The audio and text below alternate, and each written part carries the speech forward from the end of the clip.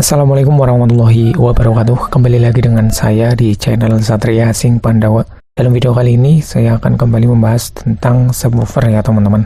Lebih tepatnya saya akan membagikan beberapa tips bagaimana cara memilih subwoofer untuk penggunaan luar ruangan ataupun di lapangan terbuka ya. Jadi di sini saya akan membagikan beberapa tips yang perlu diperhatikan ketika memilih sebuah subwoofer untuk penggunaan luar ruangan atau penggunaan lapangan ya teman-teman. Nah, jadi bagi kalian yang mungkin belum tahu, silahkan bisa disimak saja video ini sampai selesai biar nggak salah paham ya tentunya.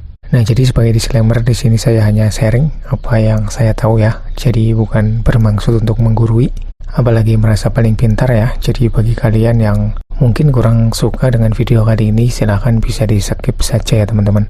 Untuk memilih sebuah subwoofer penggunaan luar ruangan ataupun juga penggunaan lapangan itu tentunya berbeda ya teman-teman. Kalau kita mau memilih subwoofer untuk penggunaan dalam ruangan atau indoor, karena untuk areanya juga berbeda ya.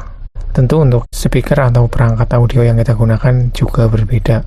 Nah, untuk yang akan saya bahas di video kali ini yaitu untuk subwoofer ya teman-teman. Subwoofer buat luar ruangan atau penggunaan lapangan. Jadi jangan asal pilih ya teman-teman, agar suaranya bisa maksimal dan tentunya nggak mengecewakan.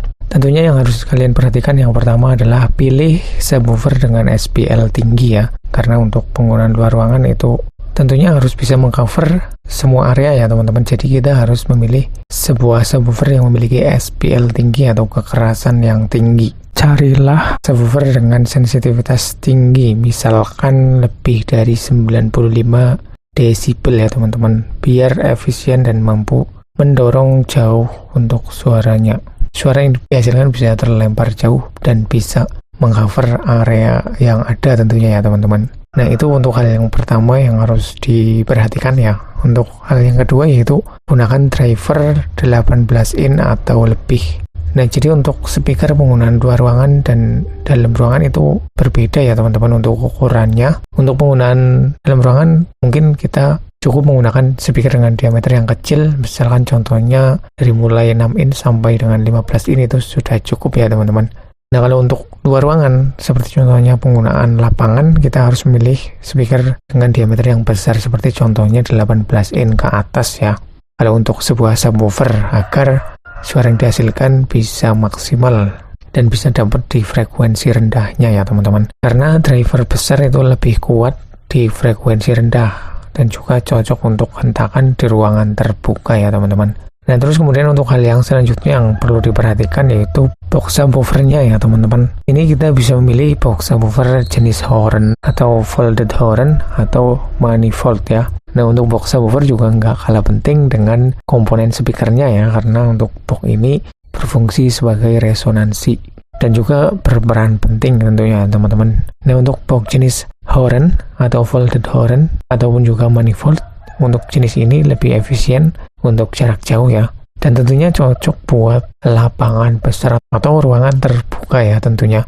Nah, terus kemudian untuk hal yang selanjutnya yang perlu diperhatikan yaitu tuning box-nya ya. Jadi bukan hanya memilih jenis box-nya saja, kita juga harus perhatikan untuk tuning box. Misalkan kita mau membuat box subwoofer untuk ruangan terbuka seperti contohnya di outdoor atau untuk kelas lapangan, kita juga harus mentuning dulu ya untuk box subwoofer yang kita buat. Kita bisa mentuning sekitar 35 sampai 45 Hz, ideal untuk outdoor ya teman-teman. Jangan terlalu low, nanti energi hilang di udara.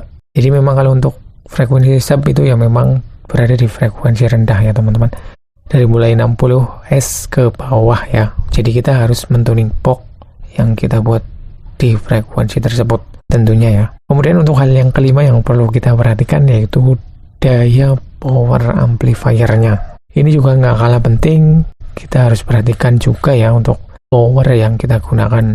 Percuma kita sudah menggunakan speaker dengan SPL tinggi, kemudian untuk drivernya sudah memiliki diameter besar, untuk box-nya sudah memenuhi syarat untuk outdoor, terus kemudian untuk tuningnya sudah pas, tapi kalau untuk powernya kurang, maka untuk suara yang dihasilkan juga kurang maksimal ya teman-teman. Jadi gunakan ampli 1,5 sampai 2 kali RMS driver. Pastikan cukup tenaga untuk mengangkat subwoofer di lapangan ya.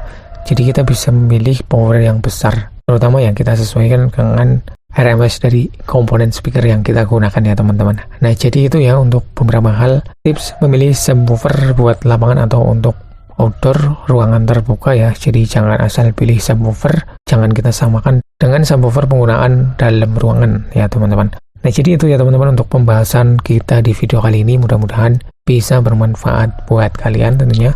Silakan bagi kalian yang mungkin belum paham bisa ditanyakan aja di kolom komentar, ataupun kalian yang mungkin mau menambahkan bisa ditambahkan aja di kolom komentar ya teman-teman. Terima kasih sudah menonton. Sekian, wassalamualaikum warahmatullahi wabarakatuh. Salam audio.